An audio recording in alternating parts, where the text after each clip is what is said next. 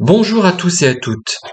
Certains d'entre vous, ou certaines d'entre vous ont peut-être remarqué que j'avais placé des petites vidéos qui concernaient Thiers et une de ses rues, une de ses maisons en ruine d'ailleurs, hein. Cette maison se situe rue Mancel-Chabot et j'ai filmé pendant quelques secondes de façon à faire des shots un papier peint immobile ou en mouvement, hein, plus ou moins rapproché. J'ai fait 4 vidéos. Et certains doivent se dire, mais ce pauvre Pierre Calmar, là, vraiment, il ne sait plus quoi faire, plus quoi inventer, il filme n'importe quoi. Donc ça, je pense pas que vous ayez pensé ça, mais peut-être certains qui mettent des pouces à l'envers régulièrement ont pensé ça. Et effectivement, si on ne comprend pas pourquoi j'ai fait ça, ça peut paraître étrange, mais ça ne l'est pas. Je pense que mes auditeurs ne sont pas des gens superficiels, sinon ils ne poursuivraient pas leur abonnement finalement, je pense, hein. Alors pourquoi j'ai fait ça? Déjà, première chose, euh, le fait de voir un papier peint, que ce soit dans une maison que j'habite ou dans une autre maison, ça m'intrigue toujours beaucoup. Alors parfois, quand on change un papier peint, ou quand on l'enlève et qu'on va mettre de la peinture à la place ou un autre revêtement, on découvre dans des coins des traces d'un ancien papier peint. J'avais trouvé notamment ce genre de choses dans la cheminée de la maison que nous avions à Beaumont. À l'époque, ça ne m'avait pas autant frappé que maintenant, qu'avec le recul, hein, j'y ai repensé. Et il y avait en fait 2 couches de papier. Donc, ça voulait dire qu'il y avait soit eu deux personnes qui avaient habité à la maison, soit qu'elles avaient changé le papier. Il y en avait certainement plus que ça, puisque la maison datait des années 30, je crois du milieu des années 30. Hein. Donc, faites le calcul, il y a dû avoir quand même au moins 4 locataires ou 4 propriétaires. Hein, je sais pas, au moins, minimum. Hein. Et je trouve ça absolument fascinant puisque ça fait référence à une autre vie, une vie qui nous a précédés, à des gens qui nous ont précédés, et ça revient toujours sur mes thèmes habituels. Hein. Pourquoi je m'amuse à collectionner les correspondances anciennes, à les publier, et pas seulement de prisonniers de guerre, ce sont certainement les moins intéressantes, celles de prisonniers de guerre, puisque ceux qui vont s'y attacher non pas pour les vraies raisons, enfin, c'est une des raisons, la Seconde Guerre mondiale et les camps de prisonniers, évidemment. J'ai publié ces lettres aussi pour ça, mais la vraie raison de la publication de ces lettres, ce sont plutôt ce passé qui est effacé, qu'on croit effacé, du moins peut-être. Comme le suggère certains scientifiques, est-il stocké quelque part, mais on l'ignore encore.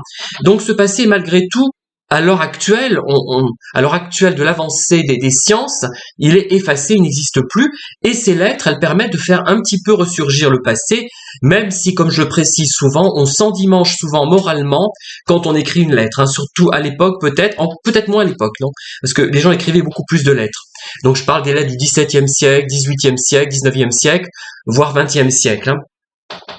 Et donc, ces lettres, c'est une sorte c'est comme un morceau de poterie parfois que je trouverais dans la terre et qui témoignerait d'une existence passée.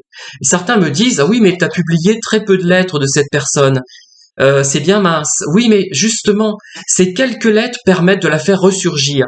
Ce papier peint est moins parlant finalement, puisque on ne sait pas qui était là, on pourrait le savoir d'ailleurs, hein, avec le cadastre, avec également les recensements, on peut le savoir qui habite à un endroit, encore que les recensements, comme vous le verrez peut-être si vous lisez mon livre concernant le 31 rue Grande de Montluçon, eh bien, on a du mal à les décrypter, à les déchiffrer, parce qu'ils ne sont pas clairs. Ils sont souvent écrits au crayon, à la plume, puisque ça date souvent du début du 19e siècle, les premiers, le code, enfin, Napoléon a commencé à appliquer cette méthode, pardon, de cadastre à partir de 1807. Et donc, c'était un peu rudimentaire, un peu mal fait, pas très clair, pas très explicite. Donc, on arrive tant bien que mal à savoir qui habitait là, mais c'est parfois difficile. Hein. Et donc, ce papier, il témoigne d'une existence passée et on entre un peu, quand une maison est démolie et qu'il reste un papier peint au mur, on entre un petit peu dans l'intimité de la personne. Elle était là, ce papier avait de l'importance pour elle, maintenant il est montré à tout le monde, c'était quelque chose d'intime, maintenant c'est montré à tout le monde. Là en l'occurrence, rue Mancel-Chabot à Thiers, c'était une chambre d'enfant, puisqu'il y avait, enfin probablement, hein, après tout des adultes peuvent bien mettre des ours en peluche, hein, sur leur mur, mais probablement une chambre d'enfant, puisqu'on voit ces ours, hein, et qui volent, qui se détachent, qui sont sur le point de se détacher et qui vont bientôt disparaître. Et là, ça me renvoie à un film d'Alain Resnais que j'ai vu récemment, qui est absolument fascinant. C'est peut-être un des 3 ou 4 films les plus importants que j'ai vus et plus intéressants. C'est Muriel ou le temps d'un retour, et on a un peu cette impression.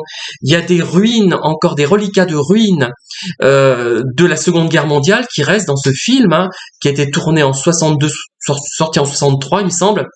Et